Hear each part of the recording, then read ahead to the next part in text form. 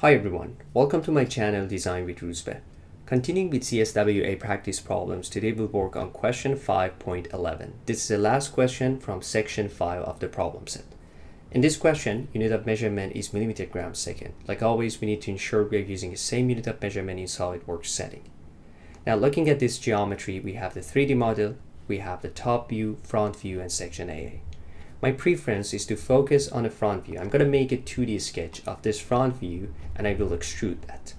Then after that I will focus on section AA because as you can see, different part of the geometry has different thickness. So I will make different thicknesses for this part of the geometry using extrude cut feature. And then I will focus on making this cutout, this curve shape cutout that we have in the geometry.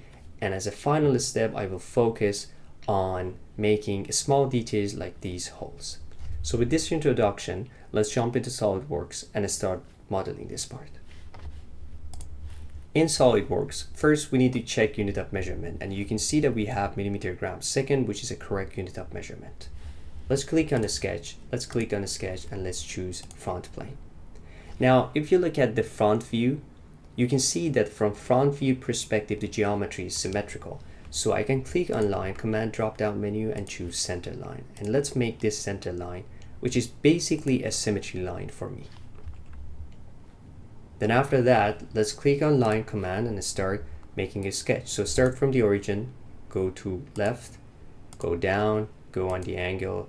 And then here I have to change it to the curve. So I click on arc command and then here I make a curve shape like this. Okay, so now we have this part of the geometry. We also need a fillet in this corner, so let's click on fillet command. And then here, if you look at the front view, you can see that the radius of the fillet should be 5 millimeters. So let's change this one to 5 and let's make a fillet here. Okay, next, let's add more dimensions and relations. First of all, you can see that we have the arc and line. Of course, these two should be tangents. So I can click on line, hold control, click on the arc, and from the options, I'm going to choose tangent. The radius of the arc according to the front view should be 25 millimeters. So click on a smart dimension and this should be 25. The distance between the top line and the center point of the arc should be 40 millimeters.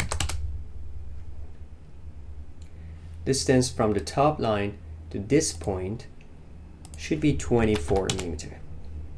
And finally, the distance between the left side and the right side of the geometry should be 88 millimeters. So I can click on this line, I can click on the center line, and then here by going to the other side of the symmetry line, I can get the full length. This should be 88 millimeters. Okay, awesome. So now I have half of the geometry made. From the sketch, I can click on mirror entities and I can select all these features. For the mirror line, I'm going to select the center line and you can see the preview. Click on OK. Now all I need to add is just a circle right on the center point of this arc. So let's click on line command and then make a circle here. According to the front view, the diameter of this circle should be 19 millimeters. So I click on a smart dimension and this should be 19 millimeters. Okay, so now I have the front view sketch. It's fully defined. Now it's time to extrude this feature.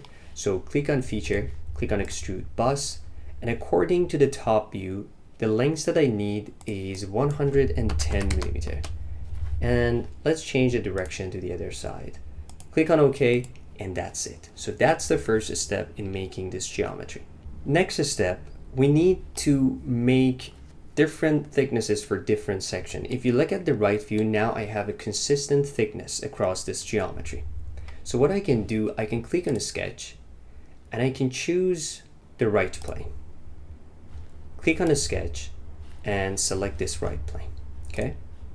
So now here, all I need to do is to make a sketch and use that sketch to cut out this geometry.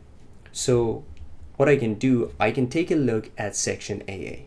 According to section AA, I can click on line command and I need something like this.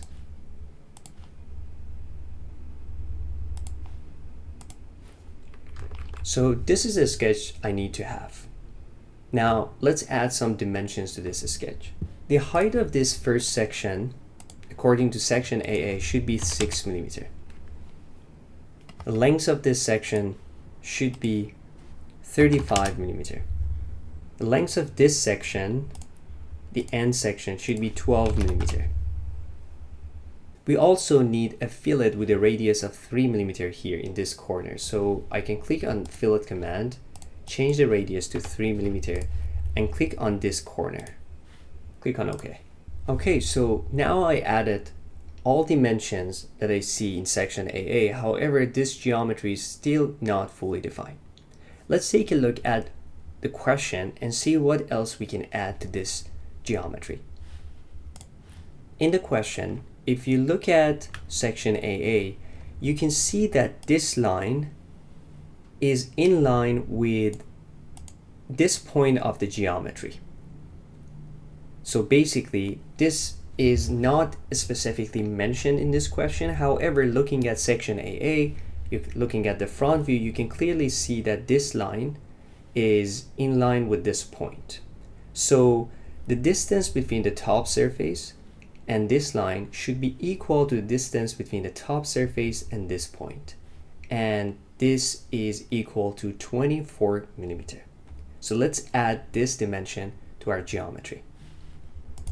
So here, based on what we discussed, we can click on the smart dimension. I click on this line, I click on the top surface, and this distance should be 24 mm. And now you can see by adding this distance, now our geometry is fully defined. Okay, so now the sketch is fully defined. Let's click on the sketch, click on line command just to close this sketch and make it like a full contour.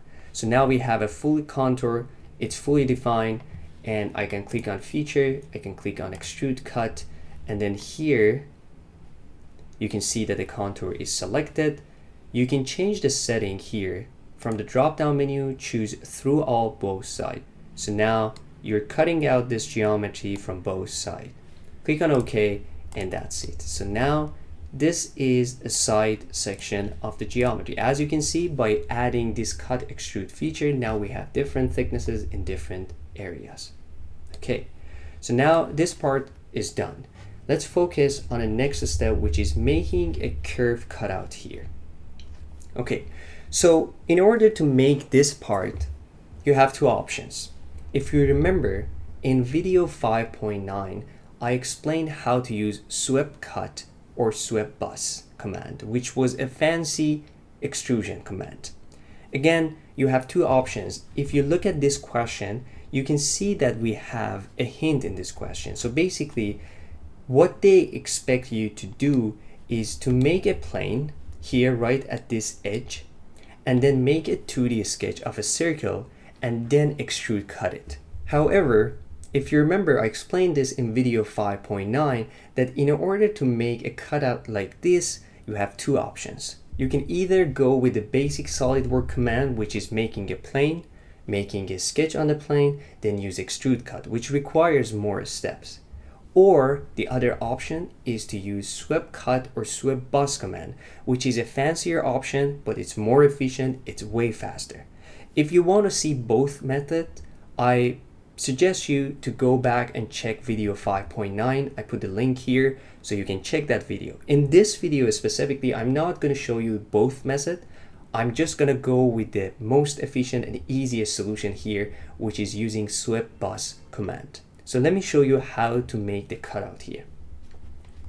In order to make the cutout using swept bus command, all you need to do is to make a center line of the cylinder or the cutout that you want to have. So here, let's click on a sketch. Let's select a sketch command. And then here from the drop down menu, I'm going to choose right plane. Okay. So now I mentioned all you need to have is a center line of the cylinder or the cutout that you want to have. Now, looking at section A, you can see that center line is going to pass through the origin of the geometry. So I can make a line like this.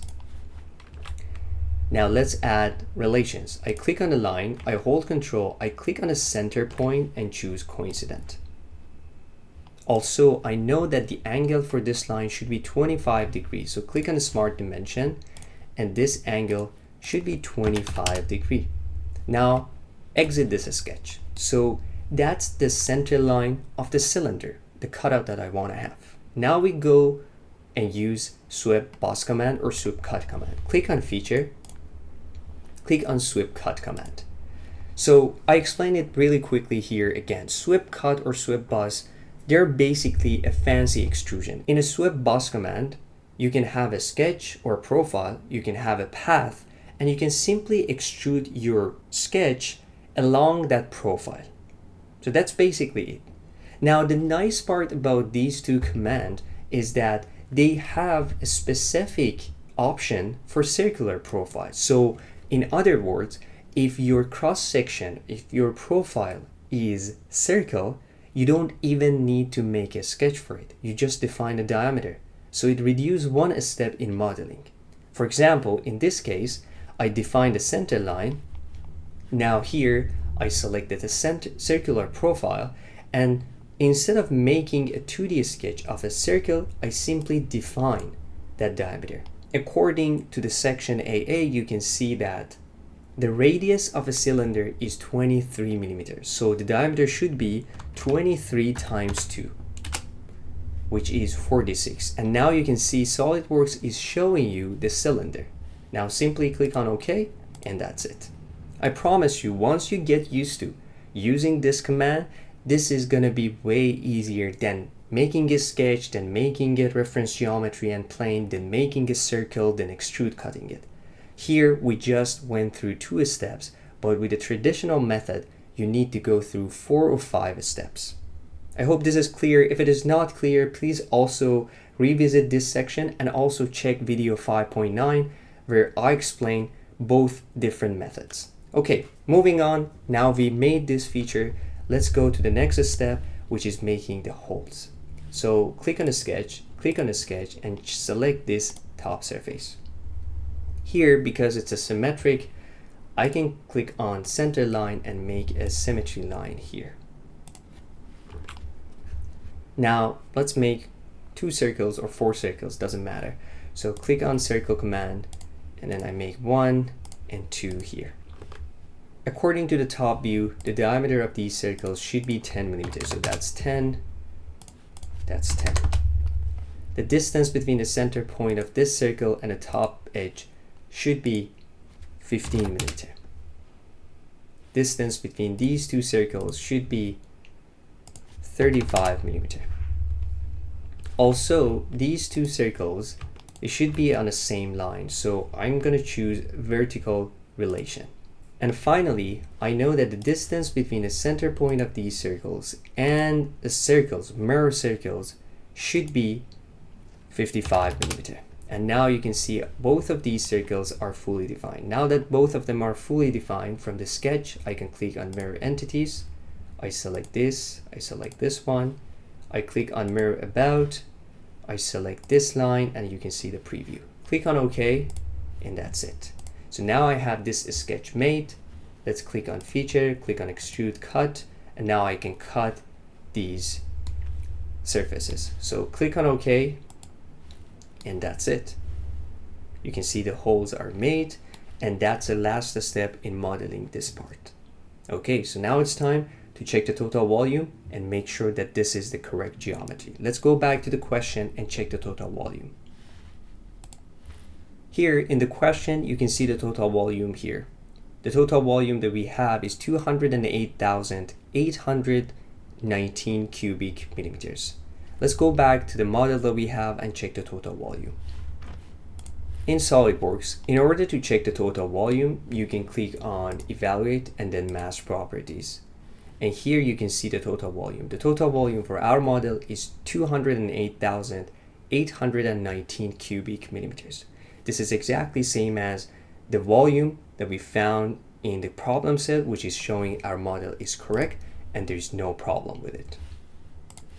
Okay, that's it. That's a wrap for this video. I hope you like it. If you have any comment, questions, or feedback, please leave comments down below. Thanks again for watching. My name is Ruzbe. Hope to see you again soon in the next videos.